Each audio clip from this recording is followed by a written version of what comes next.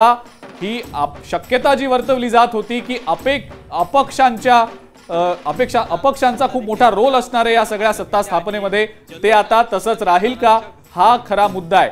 चंद्रकांत पाटलांशी बोलण्याचा प्रयत्न करतायत आमचे प्रतिनिधी अमोल धर्माधिकारी। आपण थेट जाऊया।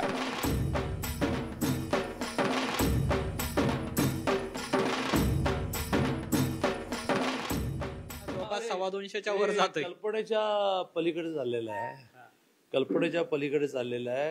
हे केवळ स्वप्नातच होऊ शकतं, पण ते व्यवहारात होत आहे। कसं काय? आजपर्यंत महाराष्ट्र 1960 साली महाराष्ट्र राज्य वेगळं झालं तेव्हापासून झालेल्या निवडणुकीमध्ये असा विक्रम कधीच झाला नाही। एका पक्षाला इतक्या जागा 135 वर बीजेपी जाईल असं दिसतंय। मी माननीय देवेंद्रजींचं मान करतो की त्यांनी लोकसभेच्या पिछेहाटीनंतर खचून न जाता अतिशय टॅक्टफुली ही सगळी परिस्थिती बदलली। स्वाभाविकपणे एकनाथजी आणि अजितदादा यांची पण साथ आहे, पण यातला शेवटी सुपर ब्रेन हा देवेंद्रजी ठरले की जागा लवकर घोषित करणं, जागा योग्य घोषित करणं, प्रचारामध्ये मुसंडी मारणं, बॅलन्स प्रचार करणं, रिजन वाईज, हे मोठं श्रेय देवेंद्रजींना जातं। त्यांचं खूप मनापासून अभिनंदन करतो। महायुतीमध्ये तुम्हीच मोठा भाऊ ठरताय, तर मुख्यमंत्री पदही भाजपकडेच असणार नाही।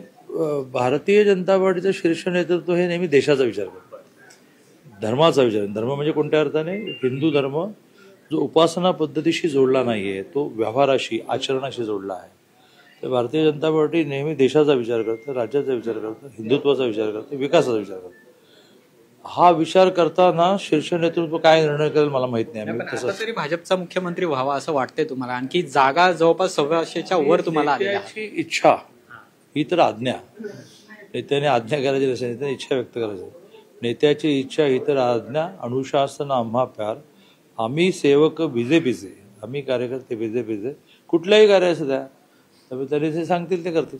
जो काही महत्वाची बातमी, बच्चू कडूंना धक्का बसतोय। अजिंक्य, काल बच्चू कडू यांनी लोकशाही मराठीशी बोलत असताना एक वक्तव्य केलेलं होतं, सरकार कोणाचंही येऊ दे पण आमच्या सहकार्याशिवाय सरकार स्थापन होत नाही। पण इथं मात्र बच्चू कडूंना स्वतःलाच धक्का बसताना दिसतोय, 23,000 मतांनी पिछाडीवर। हो, आणि त्या ठिकाणी भाजपचे उमेदवार सध्या 23,000 मतांनी आघाडी घेताना दिसतायत।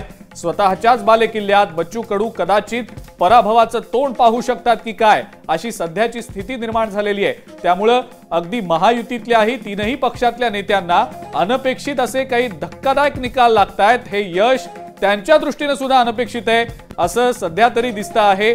आपण डॉक्टर राजू वाघमारे यांच्या सोबत देखील बोललो, हेमलता ताई देखील आपल्या सोबत आहेतच, अजितजी आहेत, अतुलजी आहेत, सगळेजण हेच म्हणतायत की हा जो सध्या 216चा आकडा पाहतोय आपण महायुतीचा, हा अविश्वसनीय आकडा आहे। कदाचित हा आकडा इतका मोठा असेल